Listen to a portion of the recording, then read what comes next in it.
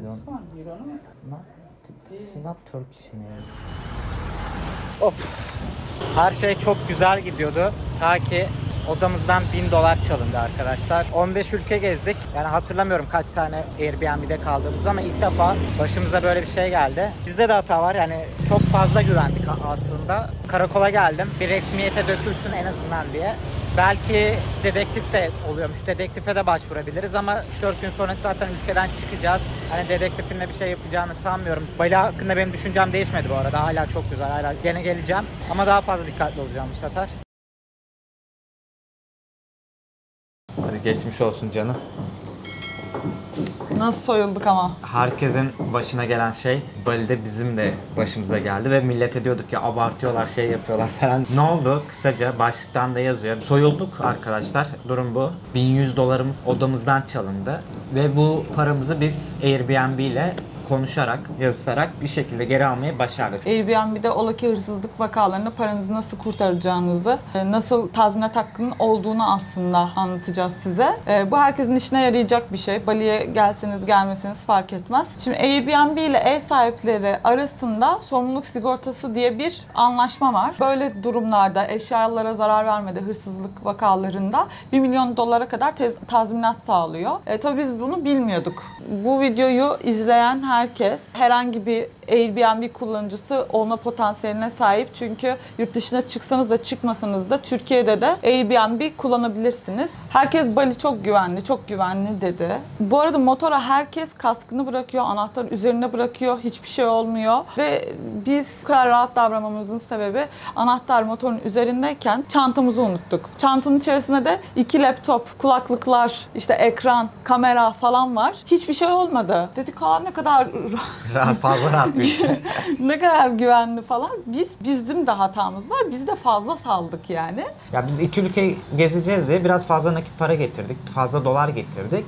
Burada en büyük hatamız bizim bu oldu. Yani riskimiz büyük ve bu normalde hep bütün gezginler şey diyor. Paranızı tek bir yerde tutmayın. Biz bunu tuttuk. Yolda tutmadık. Eve gelince güvenli deyip evde birleştirdik parayı. Evet, birleştirdik. Hepsi düzenli dursun diye. Hepsi bir arada. Fazla düzenden oldu.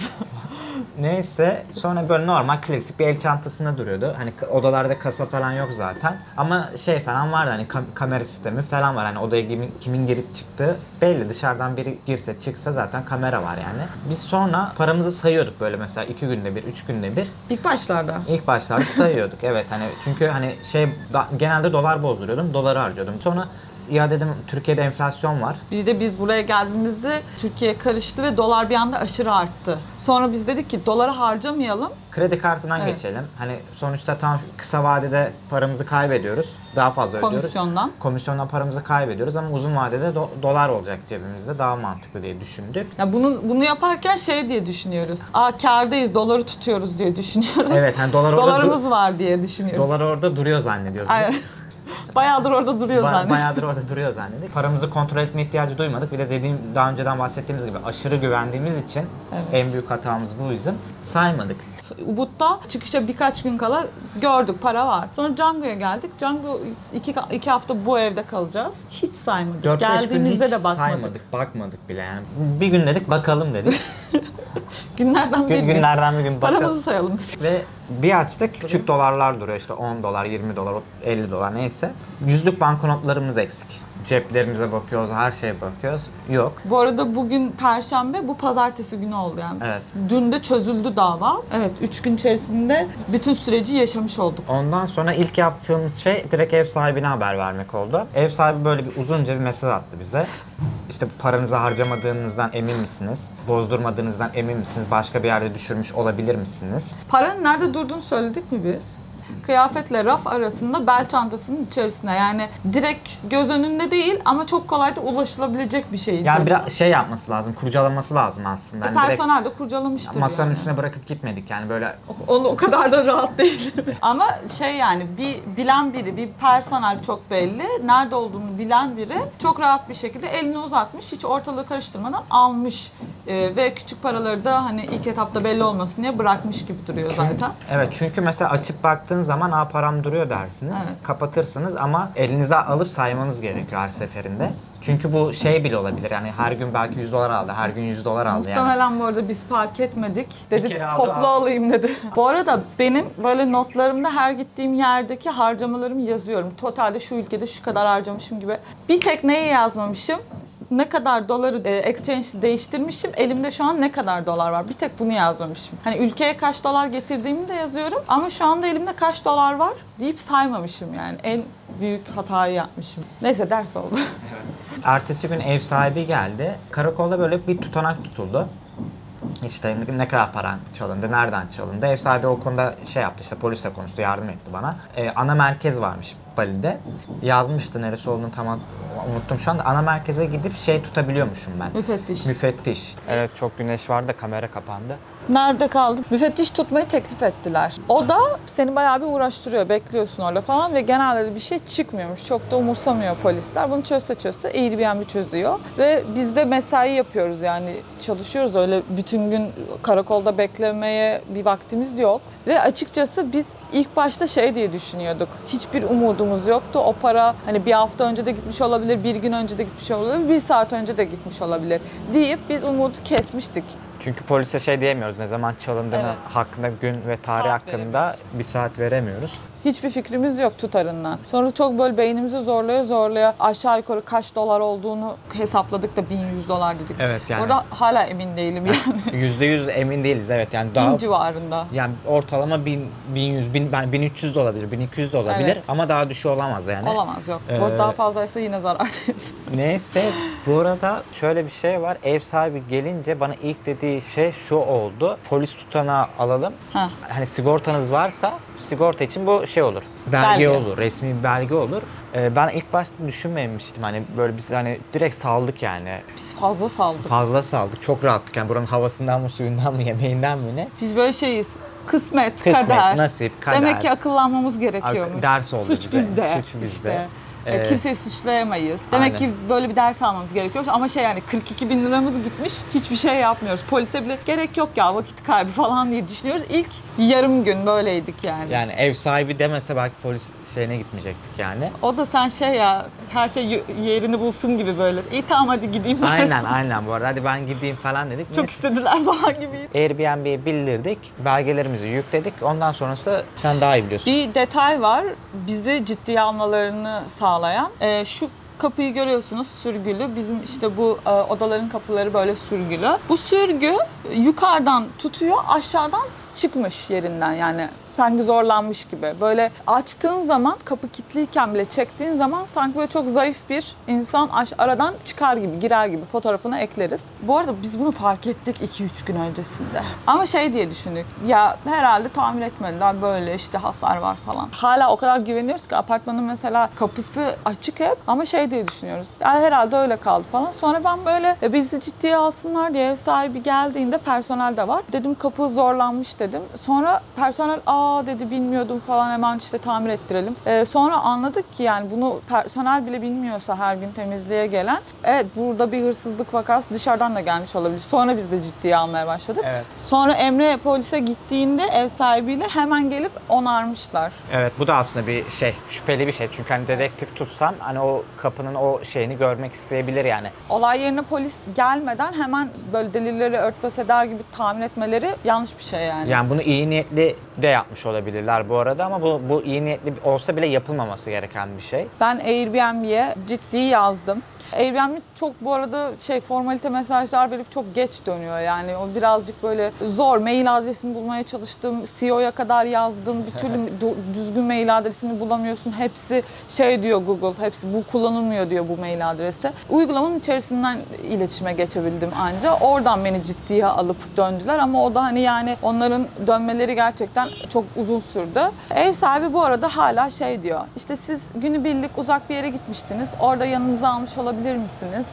Orada düşürmüş olabilir misiniz? Falan böyle sanki böyle benim aklıma şüphe düşürmeye çalışıyor gibi geldi bana. Hiç hoşlanmadım o tavrından. İşte benim personelim 1 yıldır burada çalışıyor. Hırsız olsaydı başkasının da eşyalarını çalardı. O yapmadı gibi böyle şey yapmaya çalışıyor. Sanki var olmayan bir paradan bahsediyormuşuz gibi en sonunda böyle bir algı yaratmaya çalışıyor gibi hissettim ben. İşte kapıda bir şey yok. Zaten biz kamera kayıt. Tam da şurada kamera var bu arada. Hemen hemen kapının yanında. Kamera kayıtlarının zaten tamir ederken var bilmem ne. Dışarıdan birisi girmemiş. Hani diyor ki yani dışarıdan birisi girmedi. Kayıtlara baktım diyor. Personelim diyor hırsız değil. Siz başka bir yere giderken düşürmüş olabilir misiniz diyerek bir algı yaratmaya çalışıyor. Ondan sonra Bir yandan da şey diyor ama hani endişelenmeyin sizinle şey kuracağım. Ya, formalite. İletişim kuracağım. Çok formalite. Bu şeyde hani yanınızda olacağım bu davada merak etmeyin falan diyor. Yani kayıtlara baktılar yabancı biri yokmuş. Ev sahibinin birkaç tane apartmanı var Canggu'da. Ben başka bir odasına tuttum. O da yani aslında Airbnb'de boş gözüküyorsa boştur. O dedi ki yani burası şu anda dolu ama iptal etme, onay ver. Ben seni başka bir yere alacağım dedi.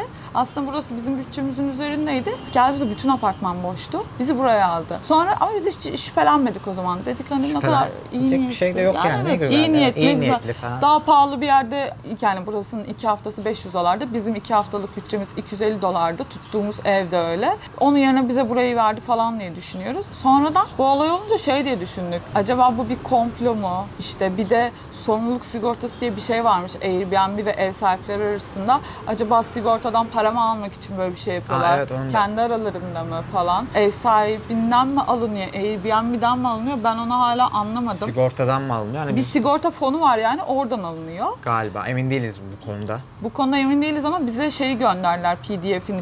Ev sahipleri ve Airbnb arasındaki sigorta poliçesi şeyini, öyle bir belgeyi yani. Neyse işte sonra ben baktım Airbnb bir 24 saat bana cevap vermedi. Ev sahibi de bana şey yapıyor hala işte böyle tazminat veremiyoruz falan gibi cümleler kurmaya başladı. Sonra ben bir saldırı planı geliştirdim. Dedim ki bu adamın birkaç tane apartmanı var Canggu'da ve Bali'de her şey Google yorumları üzerine dönüyor aslında turizm. Çok önemli. Özellikle bir restorana bir yere gittiğinizde hemen diyorlar ki beğendiyseniz Google yorumu bırakır mısınız? Spor salonuna gittiğinde Google yorumu bırakır mısınız? Hatta yazıyorlar böyle. Motor duvara kiralamada falan bile var yani. Yazmışlar bile duvarlara Evet, böyle evet. dükkanlar. Çünkü neden? O kadar çok rekabet var ki burada.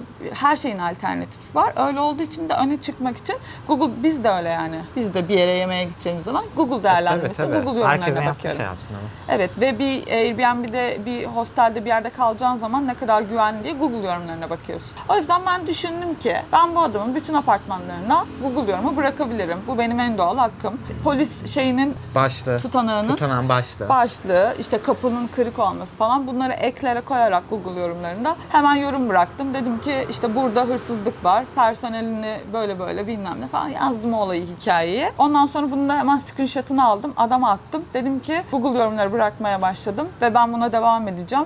Tek istediğim tazminatım. Senin evinde güvenlik açığı var. Bunu benim mağduriyetimi karşılamak zorundasın. Adam da hiç cevap vermedi. Sonra ben dedim ki YouTube'a video çekeceğim dedim. Çekiyorum. Biraz çirkefleşmek gerekti o konuda. Evet. Hakkını sonuna kadar savunmadan hiçbir şey olmuyor. Sonra bu arada benim 2 tane Z kuşağı kardeşim var ve onların arkadaş gruplarını örgütleyip Google yorumu bırakmaları gereken metinleri onlara verip 4 bir elden hatta 10 bir elden Google yorumlarıyla bombardıman yapmayı falan düşündüm. Böyle bir saldırı planı yaptım Biraz ben. fazla gibi bir şey ama. Yani Airbnb dönmezse bu adam bana paramı vermesini ikna etmek için böyle bir şey düşündüm. Yani 42 bin lira gitmiş Ya, ama Emre yani. Ya vermese bile şey olur yani sonuçta hadi biz 42 bin lirayı biriktiririz hani bir şekilde. Ama o 42 bin lirayı biriktirdiğimde benim 84 bin liram olacakken 42 bin liram olacak. Ya tamam o ayrı mevzu zaten de ama adam mesela belki şey olacak yani daha zor müşteri bulacak. Bir işletmeye böyle bir zarar vermektense adam paramı vermeyi tercih eder. Çünkü uzun vadede kendi zararlı çıkar. Hırsızlığın kanıtları olan, polis tutanağı olan bir Google yorumundan bahsediyorum. Kimse orada kalmak istemez. Ve bu adamın 2-3 tane apartmanı falan var benim gördüğüm. 48 saat sonra mı ne? Bir mail geldi Airbnb'den. Paranızın dekontu var mı? Çektiğinize dair. Evet. Ya da ne bileyim ekstresi bir şeyi yani. Belge istiyorlar. Belge Sürekli istiyor belge paranın istiyorlar. varlığına dair. Dedim ki yani ben bunu nakit olarak ülkemden getirdim. Nakit paranın bir belgesi olmaz sonuçta. Ben bunu zaten yastık altı tutmuşum, Yani. biriktirmişim Türkiye'de yani. Zaten yok. Nasıl olacak? Hani böyle biraz şey oluyor. Orada tamamen Airbnb'nin sana güvenmesi ve senin ikna edici konuşman. Çünkü aslında baktığın zaman bunu suistimal edebilecek çok fazla kişi çıkabilir. Ya bilmiyorum, çok tuhaf olaylar döndü gibi geliyor bana Yani arkada ama. şey olabilir, belki polisle anlaştılar, işte benim 1000 doları aldılar, 200'ü polise gitti, 300'üne, ya böyle o kadar komplolar dönüyor ki. Yani bu tabii şey demiyoruz bu arada, kimseyi suçlamıyoruz hala biz de, ne ev sahibini, ama bizim paramız sonuçta çalındı yani bir şekilde. Bu arada Airbnb güvenlik tehditiniz varsa eğer, hani buradan direkt çıkın, bir yere yerleşin ve hani günlük 2 günlük ödeme yapıyor. Yani 2 günlük 300 dolara kadar mı? 380 dolara kadar bir limiti varmış. Evet. Bize veriyor yani. 380 dolara kadar bir yerde kalabilirsin. 2 günlük paranı ben ödeyeceğim. Güvenliğini sağla diyor. Airbnb'nin böyle bir hizmeti yani varmış. bu Airbnb bu arada gayet profesyonelmiş yani. Tabii. Bu arada bak, bunu da suistimal edip ne yapabilirdik biliyor musun? Biz normalde burada 20-25 dolara falan kalıyoruz. Gel 2 gün seninle lüks bir otelde tatil yapayım deyip gecesi 150 dolara çok güzel bir yerde de 2 gün kalabilirdim yani. Ya bizim işte İstemedim ama. aklımız fikrimiz şey çalışıyor artık, bu şeyden geliyor işte. Overthink, yani çok kafayı yiyeceğiz yani aslında ama. Niye biliyor musun? Bu şeye inanamıyoruz biz. Nasıl böyle bir fon olabilir? Nasıl bana 2 günlük 380 dolar? Benim 3 haftalık kiram 380 falan. Hani Yani. ben bunu düşünüyorum, inanamıyorum. Aslında bu Airbnb için hiçbir şey yani. Ya tabii Airbnb çok büyük bir şey. Oluşum şirket. Yani bize şey geliyor, 1000 dolar hani çok büyük para gibi geliyor. Airbnb'ye ne yani? Airbnb için belki bir şey değil yani. Sonuç olarak ne oldu? Airbnb dün akşam, yani pazartesi günü sabah biz bildirdik. Çarşamba akşamı buranın saatiyle 11'de bize bir mail attı. Dedi ki iyi niyet parası olarak, iyi niyet jesti gibi bir cümleyle 1100 dolarınızı size veriyoruz dedi. Ve bizim Airbnb'nin içerisine bu parayı yüklemişler. Bizden hesabımızı Airbnb'nin içerisine bağlamamızı istediler ve çözüm ödemesi adı altında bizim paramızı verdiler. Şu an para yolda yani. Henüz elimize geçmedi ama ödeme yolda yazıyor. Yani şeyde gözüküyor. Bizim Airbnb hesabımızda paramız yattı gözüküyor. Sonuç olarak çok kısa bir özet geçelim. Eğer sizin başınıza bizim gibi böyle bir olay gelirse bir kere kesinlikle Airbnb'den tutmanızı tavsiye ediyoruz her şeyden önce. Yani buraya gelip ucuza, Airbnb'de pahalı, işte burada ucuza adamla anlaşayım, Airbnb komisyonunu devreden çıkarmak için değil mi? Evet, hani öyle bir şey sakın yapmayın. Kesinlikle yapmayın. Yani bu size günde belki 3-5 dolar fazla kazandırır ama böyle ender yaşanabilecek durumlarda sizin elinizde bir koz olur. Biz mesela onu Sri Lanka'da yaptık. Sri Lanka'da yaptık. Komisyonu devreden çıkarmak için gittik. Ev sahibiyle anlaştık daha ucuza. Orada el sıkıştık. Ama aslında büyük bir risk aldığımızı biz şu an fark ediyoruz. Evet, bir daha asla yapmayacağız. Airbnb komisyonunu boşuna ödemiyormuşuz yani. Ödeyin o komisyonu. Sizi güvenli tutuyor. Evet, yani ikincisi Bali'de, özellikle Bali'de böyle Güney Asya ülkelerinde insanlar çok iyi. Bak yani benim bu arada hiçbir fikrimde değişiklik olmadı. Parayı kaybettiğimizi anladığımız ilk günde ben aynı şeyi söyledim. Bu bizim başımıza gelecek olan şey herhangi bir yerde de gelebilirdi. Bizim salaklığımız çünkü. Bizim çok büyük bir salaklığımız var. Yani. Salaklık yani, bu kabul ediyoruz. Ama şöyle bir şey var, hani bunu ben yaşamadan bu kadar büyük bir tecrübe edinemezdim. Evet ve haklarını biliyorsun artık. Ve haklarımı öğrendim ve size de aktarıyoruz. Bu arada bu Booking'de de var galiba böyle bir muhabbet. Evet. Her bir konaklamamızda, Booking'de de Airbnb'de de bir şey ödüyoruz ya, bir komisyon. Bunları neden ödüyoruz? Neden aracı kurum var? Bunu bilmiyoruz. Aslında böyle çok faydalıymış. Tamamen böyle şeyler için. Herkes için de çok faydalı bir bilgi. Biz acı yoldan öğrendik. Bu arada en önemli şey, şunu asla unutmayın. Bu bizim kendi tecrübemiz. Bizim başımıza böyle bir şey geldi ve Airbnb bizim arkamızda durdu. Ama hani sizin başınıza böyle bir şey gelirse Airbnb sizin arkanızda duracak. Biz kesin olarak demiyoruz. Bizim durdu, sizin durmayabilir. Asla unutmayın. Kendi önlemlerinizi kendiniz alın. Biz mesela şey alacağız bundan sonraki gezilerimizde. Kedi kamerası. Kedi kamerası, güvenlik kamerası. Xiaomi 360 kamera. Odamıza kuracağız ve önceden ev sahibine yazacağız. Bizim böyle bir olay yaşadık. Hani isterseniz şey söyleyin, temizlik görevlilerine, işte otel görevlilerine söyleyin. Bizim odamızda güvenlik sistemi var. Ona göre hareket etsinler. Ona göre hiç yeltenmesin yeltenecek kişi. Bir de şey yapacağız. Mesela diyelim ki bütün gün dışarıdayız, bir yere gideceğiz, uzak bir yere gezeceğiz.